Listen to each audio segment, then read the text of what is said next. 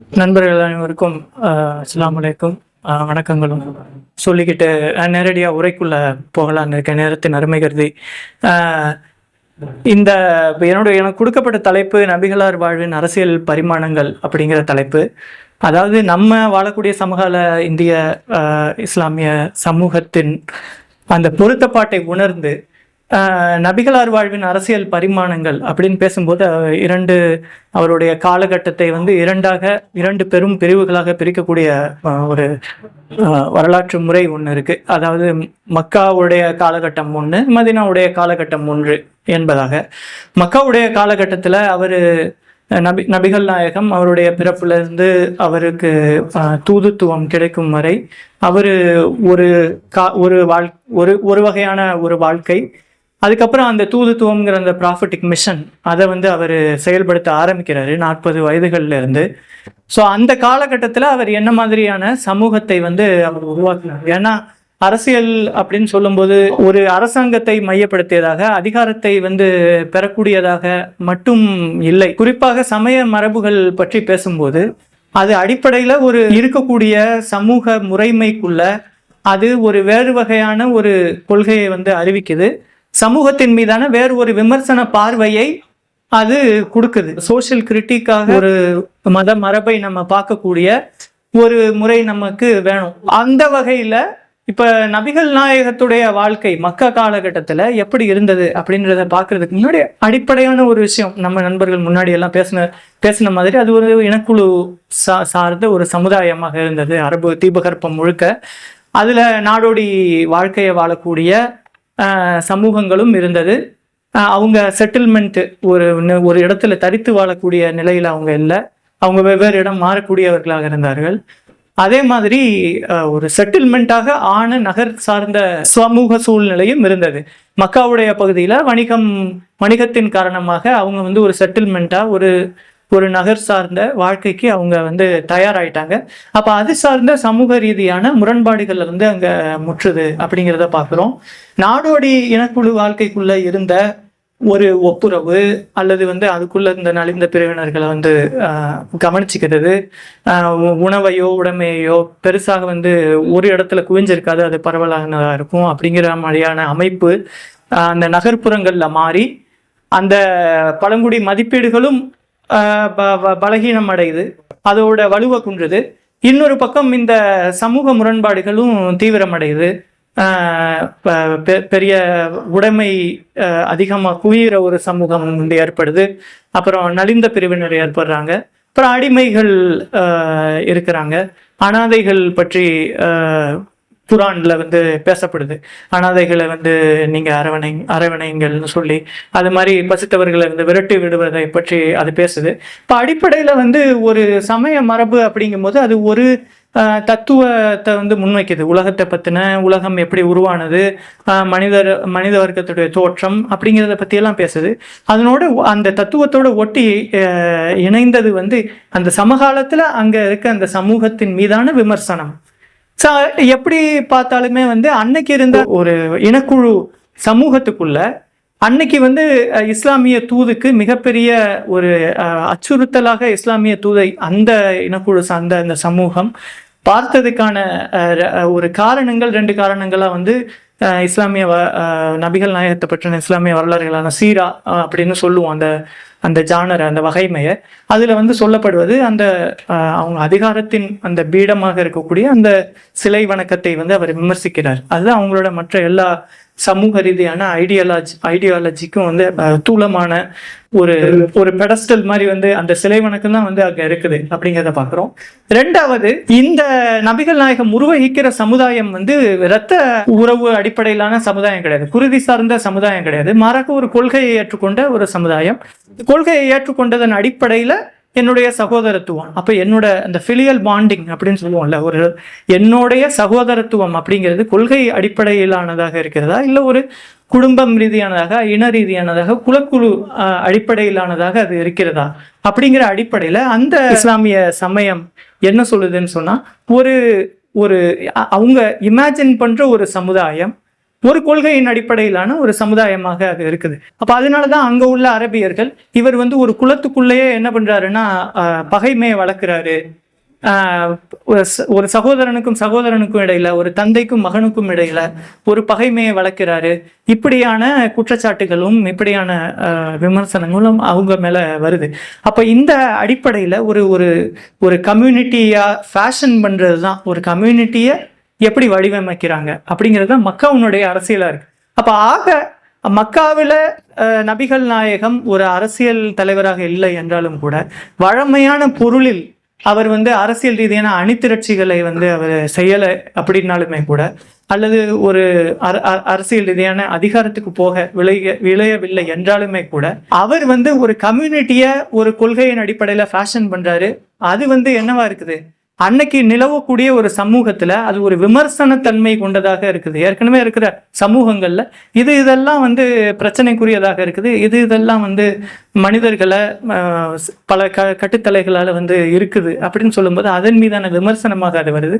அப்படி விமர்சனமா வரும்போது நலிந்த பிரிவினரும் ஏற்கனவே வந்து பலசாலிகளாக அல்லது பிரிவிலேஜ்டா இருக்கக்கூடிய சமூக குழுக்கள் இருந்தும் சில பேரும் சேர்ந்து தான் வந்து இந்த ஆரம்ப இஸ்லாமிய சமுதாயம் வந்து உருவாகுது அப்படிங்கிறத நம்ம பார்க்குறோம். ஸோ அந்த காலகட்டத்தில் எப்படி இவர்கள் வந்து ஒடுக்கப்பட்டார்கள்ங்கும் போது ரெண்டு விதமான முறைகளில் இருந்தது. ஒன்று அடித்து துன்புறுத்துவது, அவர்கள் அடிமைகளாக இருக்கும் பட்சத்தில் அடித்து துன்புறுத்துவது இருந்திருக்கு, கொல்வது இருந்திருக்கு, இதெல்லாமே வந்து நடக்குது. இன்னொரு பக்கம் அந்த நபிகள் நாயகத்தோட குடும்பம் ஒட்டுமொத்தமாக அவங்கள சமூக பகிஷ்காரம் பண்றது அப்படின்றதையும் நம்ம பார்க்குறோம். அவங்களோட யாரும் அண்ணன் தண்ணி புழங்கக்கூடாது, இப்படியான ஒரு சோசியலா அவங்கள வந்து சமூக பகிஷ்காரம் பண்றதை நம்ம பார்க்குறோம். இதையெல்லாம் வந்து தாண்டி தான் இன்னொரு காலகட்டத்தில் நபிகள் நாயகத்தோட தூதுத்துவம் வந்து வேற ஒரு நகரத்துக்கு நோக்கி செல்லுது. அங்க வந்து அவர் ஒரு ப்ராஃபட்டா மட்டும் இல்லாம இன்னொரு பக்கம் ஒரு அரசியல் அதிகாரமும் அவங்க கிட்ட வருது அப்படிங்கிறத பார்க்குறோம். ஆனா அந்த அரசியல் அதிகாரம் வர்றதுக்கு முன்னாடியே ஒரு மென் அரசியல்ல வந்து அவர் செஞ்சாரு மக்கால அப்படிங்கிறத பார்க்குறோம். ஒரு சோசியல் கிரிட்டிக்கா ஒரு கம்யூனிட்டியை வந்து பில்டு பண்ணதை நம்ம அப்படி பார்க்கலாம் அப்படின்னு நான் நினைக்கிறேன். ஸோ அதுக்கான சமூக பொருத்தப்பாடு இன்னைக்கு என்னவாக இருக்குது அப்படிங்கும்போது எல்லா காலகட்டத்திலையும் எந்த ஒரு மரபாக இருந்தாலும் சரிதான். மானுடவியலாளர் இர்ஃபான் அகமது வந்து ரிலிஜன் அஸ் கிரிட்டிக் அப்படின்னு ஒரு புத்தகம் எழுதியிருக்கிறார். அதாவது கிரிட்டிக் அப்படின்னாலே வந்து நம்ம என்லைட்டன்மெண்ட் மரபுலேருந்து, அறிவொளி காலத்திலேருந்து ஐரோப்பால தோன்றின பிலாசபர்ஸை முதன்மையாக முன் வச்சு தான் நம்ம வந்து கிரிட்டிக் அப்படிங்கிறத நம்ம பேசுவோம், விமர்சனம் அப்படிங்கிறத. அப்படி இல்லாமல் மத மரபுகள், அது புத்தராக இருக்கலாம் அல்லது நபிகள் நாயகமார்களாக இருக்கலாம், இப்படி கிறிஸ்தவம் தோன்றின காலமாக இருக்கலாம். அந்தந்த காலகட்டத்தில் இந்த வெவ்வேறு மத மரபுகள் அது தோன்றக்கூடிய காலத்தில் அது தோன்றிய சமூகத்தின் மீதான விமர்சனமாக அது உருவாகி இருக்கிறத பார்க்குறோம். பின்னாடி அந்தந்த மரபுகள் அதனுடைய காலத்துக்கு உட்பட்டு அது வந்து அரசியல் அதிகாரம் பெற்று ஒரு எஸ்டாப்ளிஷ்டு அதிகாரம் மிக்க ஒரு மதமாகவும், இன்னொரு பக்கம் அதிகாரம் இல்லாத அதே மதத்துக்குள்ள இன்னொரு பிரிவு அப்படிங்கிற மாதிரி அந்த சமூகத்துக்குள்ளேயே ஒரு டென்ஷன் வரும், ஒரு கான்ட்ரடிக்ஷன் வரும். அது வந்து இது பண்ணுவாங்க. குறிப்பாக ஈரான்ல வந்து இருக்கக்கூடிய இஸ்லாமிய அறிஞர் அலி ஷரியத்தை பேசும்போது, இஸ்லாம் வந்து தோன்றி வளர்ந்து பின்னாடி அரசியல் அதிகாரம் பெற்றதற்கு பிறகு அதுக்குள்ளேயே வந்து ஒரு நிறுவனமயமாதல் வரும். அதுக்குள்ளேயே வந்து ஒரு அதிகாரத்தை சுவைக்கக்கூடிய ஒரு குழுவினரும், இன்னொரு பக்கம் அதிகாரத்தினால் நசுக்கப்படக்கூடிய குழுவினரும் வருவாங்க. அப்ப இந்த நசுக்கப்படக்கூடிய குழுவினரில் இருந்து அவர்கள் வந்து எப்படி அந்த இஸ்லாத்தை வந்து புரிந்து அதை வந்து தங்களுக்கான கால சூழலுக்கு உரித்தானதாக அவர்கள் வந்து வரித்து கொள்கிறார்களோ அதுக்குள்ளதான் அந்த இஸ்லாமோட அந்த உயிராற்றல், அந்த மரபுடைய அந்த உயிராற்றல் வந்து வாழுது அப்படின்னு ஈரானிய அறிஞர் அலி ஷரியத்தி வந்து பேசுவார். ஸோ அப்படிப்பட்ட ஒரு அர்த்தத்துல ஒரு விமோசன இறையியலாக அல்லது ஒரு விடுதலை இறையியலாக ஒரு சமய மரபை, மத மரபை இன்றைக்கு இற்றைப்படுத்தக்கூடிய ஒரு வேலையை நாம எப்படி யோசிச்சு பார்க்கறது அல்லது கற்பனை செஞ்சு பார்க்கறது அப்படிங்கிற அடிப்படையில தான் நான் என்னோட உரையை அமைச்சிக்கிறதாக வந்து திட்டமிட்டேன். இன்னைக்கு இந்தியாவில் இருக்கக்கூடிய சூழல்ல நம்ம வந்து இப்போ முஸ்லிம்கள் வந்து இன்னொரு வகையில ஒரு சாதியாக மாற்றப்படக்கூடிய ஒரு நிலையில வந்து இருக்கிறாங்க. முஸ்லிம்ங்கிறது ஒரு தனி சாதி மாதிரியும், ஏற்கனவே சாதிய படிநிலை சமூகத்துக்குள்ள அவங்க வந்து தீண்டத்தகாதார் அறிவிக்கப்பட்ட மக்களுக்கும் அல்லது வந்து யாரெல்லாம் இந்த சமூக அடுக்குக்கு வெளியே இருக்கிறாங்கங்கிற மக்களுக்கும் இது அவங்க என்னென்ன வகையான அடக்குமுறைகளை ஒடுக்குமுறைகள் எல்லாம் ஏவுனாங்களோ அது இன்னைக்கும் வந்து முஸ்லிம்கள் மீது அவங்க வந்து செஞ்சு பார்க்கக்கூடிய ஒரு நிலையை நம்ம காணுறோம். இப்போ உதாரணமாக முஸ்லிம் கடையில வந்து பொருளை வாங்கக்கூடாது, அப்புறம் வந்து முஸ்லிம்கள் வந்து இந்த தெருவில் நடக்கக்கூடாது, அல்லது வந்து கோயில் திருவிழாக்கள்ல முஸ்லிம்கள் கடைப்படக்கூடாது, முஸ்லிம்கள் இங்கே வரக்கூடாது அங்கே வரக்கூடாது. அப்புறம் இந்து பண்டிகைகள் நடக்கும்போது முஸ்லிம் பள்ளிவாசல்களை வந்து திரையிட்டு மூடுவது எல்லாமே வந்து தீண்டாமையின் இன்னொரு வகையான ஒரு வடிவமாக இன்னைக்கு வந்து பயிற்சி பண்ணப்பட்டு வருது. அப்போ முஸ்லிம் வெறுப்புங்கிறது மேற்குல எப்படி வந்து ஒரு ரேஷியலைசேஷனாக பார்க்கப்படுதோ, இஸ்லாம்ங்கிறது வெறுமனே வந்து ஒரு மதமாக, முஸ்லிம்கள்ங்கிறது ஒரு ரிலிஜனை வந்து ஃபாலோ பண்ணக்கூடிய ஒரு கம்யூனிட்டியாக மட்டும் இல்லாமல் ஒரு இனமாக இவங்க வந்து பொது எதிரிகள், இவங்க வந்து நம்மளுடைய இனத்துக்கு நம்மளுடைய பண்பாட்டுக்கு இவங்களால ஊறு விளைவிக்கப்படும் அப்படின்ற அச்சத்தை உற்பத்தி பண்ணக்கூடிய ஒரு பொது எதிரியாக கட்டமைக்கப்படுறாங்களோ அது இனவயமாதல் அப்படின்னு அவங்க பேசுறாங்க, ரேஷியலைசேஷன். இங்கே வந்து காஸ்டைசேஷன் மாதிரி ஒரு சூழல் வந்து முஸ்லிம்கள் மீது நடத்தப்படுது அப்படிங்கிறத பார்க்குறோம். இன்னைக்கு கிறிஸ்டோப் ஜெஃபர்லாவும் கலையரசனும் நம்ம தமிழ்நாட்டிலேருந்து வந்த ஸ்காலர் தான். இப்போ 2 பேரும் சேர்ந்து ஒரு கட்டுரை எழுதியிருக்கிறாங்க. அதில் வந்து சுதந்திரம் அடைந்ததற்கு பிறகு இந்தியாவில் எல்லா சமூகங்களை பொறுத்தவரையும், அது வந்து பிராமண சமூகமாக இருக்கலாம், இல்லை வந்து ஆதிவாசி சமூகங்கள் உட்பட எல்லா சமூகத்துடைய காரியத்திலையும் அவங்கள நம்ம என்ன பார்க்குறோம்னு சொன்னால் அவங்களுடைய கல்வி, அவங்க ஸ்கூலுக்கு போகிற அந்த ரேட்டு, அந்த விகிதம் வந்து எப்போதுமே கிராஜுவலாக அது வளர்ந்துக்கிட்டே தான் இருந்திருக்கு அப்படிங்கிறத பார்க்குறோம். ஆனால் மோடி வந்ததுக்கு பிற்பாடு 2014க்கு பிற்பாடு முஸ்லிம்கள் வந்து இந்த மாதிரி இந்த கவுபெல்ட்னு நம்ம சொல்லக்கூடிய மாநிலங்களில் முஸ்லிம்கள் பள்ளிக்கூடங்களுக்கு போகிற விகிதம் வந்து குறைஞ்சிட்டு வருது. இது வந்து சுதந்திர இந்தியாவில் வேற எந்த சமூகமும் சந்திக்காத ஒரு நிலைமை அப்படின்னு அந்த 2 ஸ்காலர்ஸும் வந்து அவங்க பேசுறாங்க. அப்ப எந்த அளவுக்கு வந்து கல்வியிலையும் இவங்க வந்து புறக்கணிக்கப்படுறாங்க, மற்ற எல்லா விதமான சமூக பகிஷ்காரங்களும் இந்த மக்கள் மீது செய்யப்படுது. குறிப்பாக வந்து இப்போ முஸ்லிம்களை பத்தி பேசும்போது இன்னைக்கு நம்ம கொஞ்சம் இந்த ஆய்வு, கலை இலக்கியம் இது போன்ற விஷயங்கள்ல எனக்கு கொஞ்சம் ஆர்வம் இருக்குங்கிற பட்சத்துல முஸ்லிம்கள் வந்து என்ன செய்ய வேண்டியிருக்கு. இன்னைக்கு தலித் சமூகம் வந்து 90கள்லேருந்து அதுக்கு முன்னாடியிலேருந்துமே தலித் எழுத்தாளர்கள் தங்களுடைய நிலையிலிருந்து, தங்களுடைய நோக்கு நிலையிலிருந்து இந்த சமூகத்தை பார்க்கக்கூடிய விமர்சன கண்ணோட்டத்தை அவங்க வளர்த்து வந்திருக்கிறாங்க. இன்னைக்கு தலித் சமூகம் வந்து அரசியல்ல ஒரு முக்கியமான புறக்கணிக்க முடியாத ஒரு சக்தியாக வளர்ந்துருக்குது அப்படின்னு சொன்னா அதுக்கு காரணம் இந்த பண்பாட்டு ரீதியான முயற்சிகளை அவர்கள் மேற்கொண்டதும் தான். அந்த மாதிரியான ஒரு விமர்சன பூர்வமான முஸ்லிம் குரல்கள் கலை இலக்கிய வழிகளில், பண்பாட்டு வழிகளில், சினிமா மாதிரியான வெகுஜன ஊடக வடிவங்களாகவோ அல்லது வந்து இதழியல் போன்ற துறைகள்லையோ அப்படியான விமர்சன பூர்வமான குரல்கள் பெரிதாக வந்து வளரலை அப்படிங்கிறத பார்க்குறோம். அப்படி ஒரு சில பேர் அதில் போய் பங்கெடுத்தாலும் கூட அவங்க முஸ்லிம் ஒரு பொலிட்டிக்கல் வேண்டேஜ் பாயிண்ட்லேருந்து அரசியலையும் முஸ்லிம்கள் பற்றி மெயின் ஸ்ட்ரீமில் இருக்கிற சில கதையாடல்கள் இருக்குல்ல அதை குறித்த விமர்சனம் உடையவர்களாகவும் அரசியலை பார்க்கக்கூடிய ஒரு நிலையில வந்து அது ஒரு சூழலாக அது இங்கே இல்லை அப்படிங்கிறத நம்ம வந்து கவனத்தில் வச்சுக்கணும். அதுக்காக இதுக்கு முன்னாடி வேற யாருமே இதில் ஒர்க் பண்ணலை, யாருமே எந்த வகையிலையும் பங்களிப்பு செய்யலைங்கிறது அர்த்தம் கிடையாது. ஆனால் இது ஒரு சூழலாக வளரலை. 2வது, தனக்கான சொந்த கண்ணோட்டத்தினுடைய ஒரு அரசியல் விமர்சனத்தோட பார்வையோட அது வளரலை அப்படிங்கிறதையும் நம்ம பார்க்குறோம். இப்போ உதாரணத்துக்கு சில பத்திரிகைகள் தொடர்ந்து முஸ்லிம் சமுதாயத்திலேருந்து வர அறிவுஜீவிகள்லாம் என்ன பேசணும்னு ஒரு ஒரு டிப்பிக்கலாக ஒன்று வச்சுருப்பாங்க. அது என்னென்னா, இவங்க வந்து முஸ்லிம்களுக்குள்ளே இருக்கக்கூடிய அமைப்புகளையும் அந்த தலைவர்களையும் விமர்சித்தா தான் அவங்க வந்து முற்போக்கான முஸ்லிம்கள் இப்படின்னு சில மெயின் ஸ்ட்ரீமாக இப்போ இந்து போன்ற பத்திரிகைகள்லாம் என்ன எழுதுவாங்கன்னு நமக்கு தெரியும். அது மாதிரி தமிழ்லையுமே வந்து சில பார்ப்பன பத்திரிகைகள்லாம் வந்து இது பண்ணுறாங்க. அப்போ அவங்கெல்லாம் என்ன பேசுவாங்கங்கிறதையும் நம்ம பார்க்கணும். தலித் சமூகம் வந்து தலித் தலைமைகள் வந்து முஸ்லிம் அரசியல் கட்சிகளோட எச்சரிக்கையாக இருக்கணும், இது வந்து அடிப்படைவாதம், இப்படியான கதையாடல்கள் தான் வந்து இங்கே இருந்திருக்கு. அதாவது முஸ்லிம்கள் தங்களுக்குள்ளிருந்து எழக்கூடிய இது போன்ற சமூக இயக்கங்கள், முஸ்லிம்கள் வந்து தன்னாட்சியோட அட்டானமஸாக அவங்க முயற்சி பண்ணக்கூடிய சில பொலிட்டிக்கல் ப்ராஜெக்ட்ஸை வந்து குற்றப்படுத்தக்கூடிய ஒரு வகையில் தான் இவங்க அடிப்படைவாதிகள் அப்படின்னு ஒரு வரியில் வந்து அவங்கள பற்றி கேரக்டரைஸ் பண்ணுற ஒரு அரசியல் வந்து இங்கே தொடர்ந்து நடைபெற்றுக்கிட்டு வந்திருக்கு. ஆனால் அதை பற்றி எந்த அளவுக்கு விமர்சனபூர்வமாக முஸ்லீம் சமூகத்திலிருந்து பதில்கள் வந்து வந்திருக்குது. அப்போது இஸ்லாமோஃபோபியா அப்படிங்கிறது என்ன, அது கோட்பாட்டு ரீதியாக நம்ம எப்படி புரிஞ்சிக்கணும் அப்படிங்கிறத பற்றியெல்லாம் பெரிய அளவில் நம்ம வந்து இந்த சூழலில் நம்ம பெருசாக பேசப்படலை அப்படிங்கிறத பார்க்குறோம். அப்படியான ஒரு கோட்பாட்டு புரிதல் நமக்கு வேணும், அப்படியான ஒரு அரசியல் ஒரு புரிதல் வேணும். அதுலேருந்து நம்மளுடைய கலை, இலக்கிய, சினிமா போன்ற மற்ற செயல்பாடுகள் இருக்கணும். இதெல்லாம் ஒரு சாஃப்ட் பவர் மாதிரி தான் வந்து அது.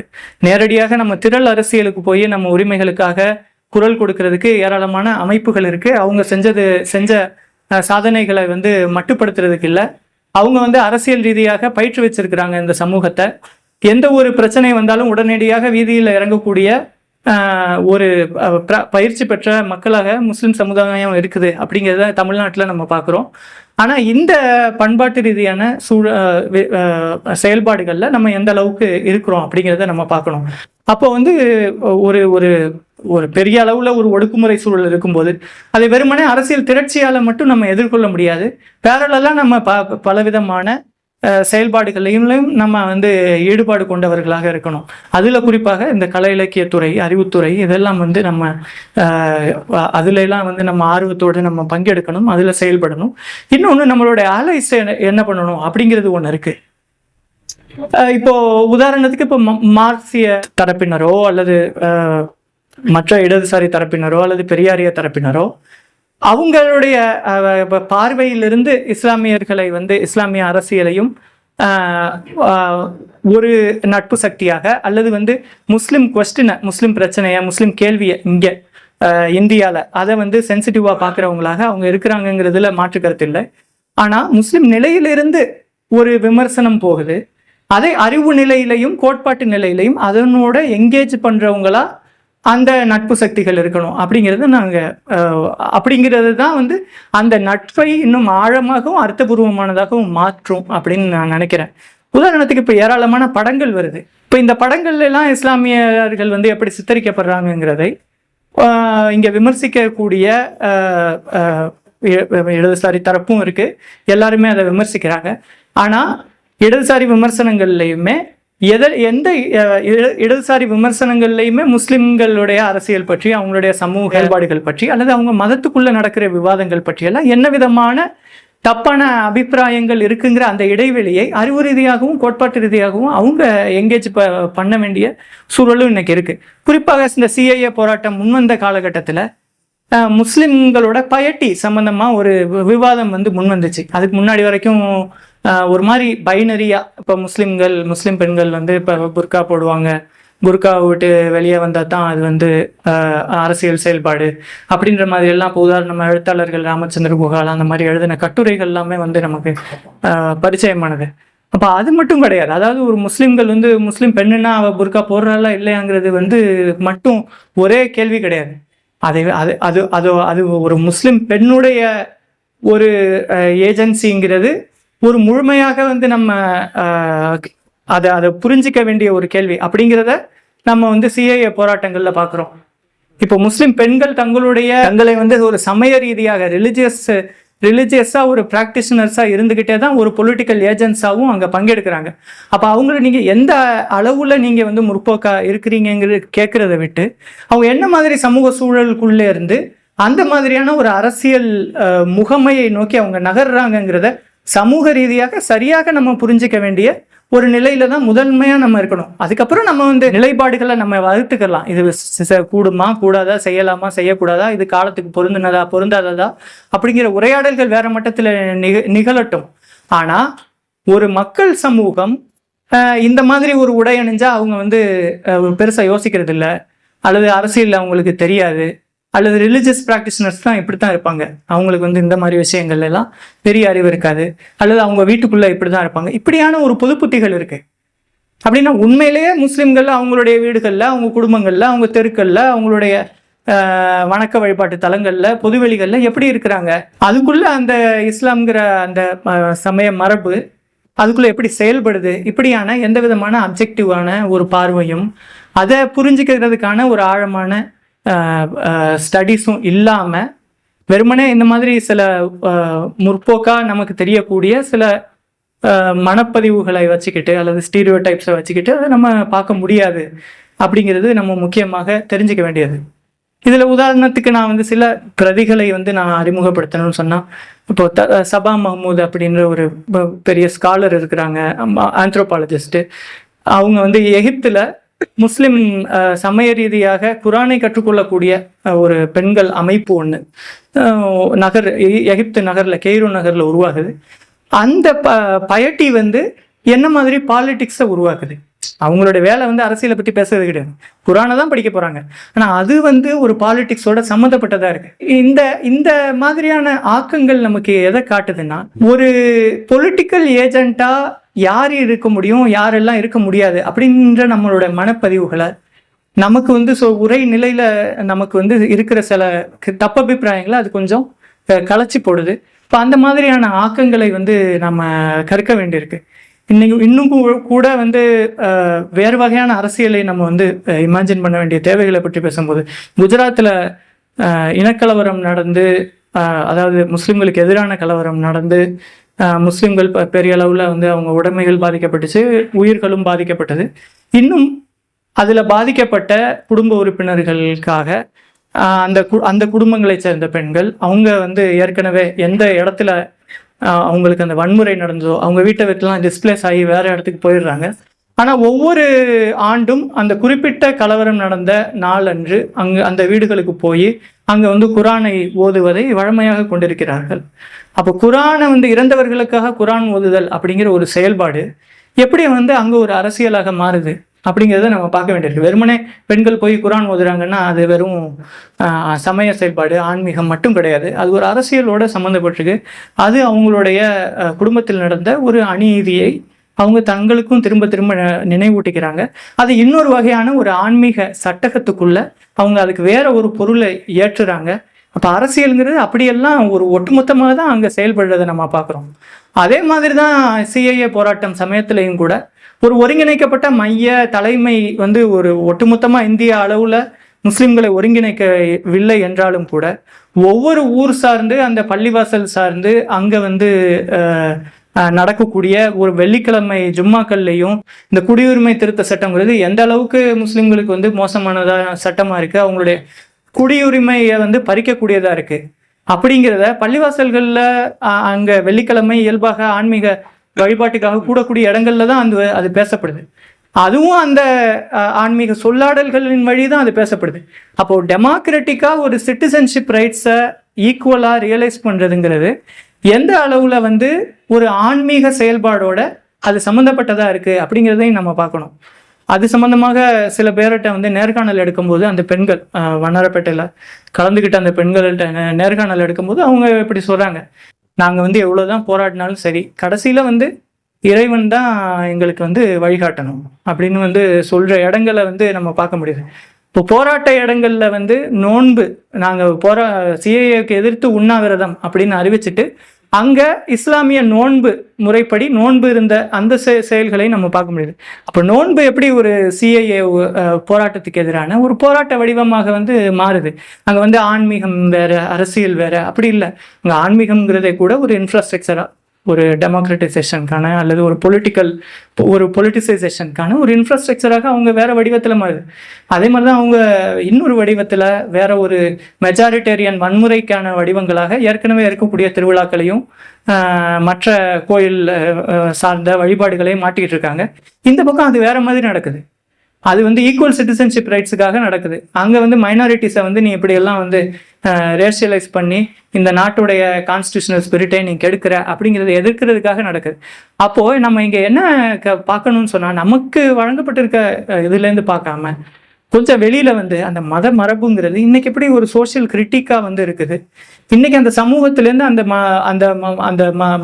அந்த மதத்தை பின்பற்றக்கூடிய மக்கள் பிரிவினர் அதை எப்படி இன்னைக்கும் கான்டெம்பரரியாக ரெலவெண்ட்டாக அதை வச்சுருக்காங்க அப்படிங்கிறத அவங்க வாழ்க்கை நிலைகளிலிருந்து நம்ம பார்க்க வேண்டிய அவசியம் இருக்குது அப்படிங்கிறத சொல்லி உன்னுடைய உரையை நிறைவு செய்து கொள்கிறேன். நன்றி. அஸ்ஸலாமு அலைக்கும்.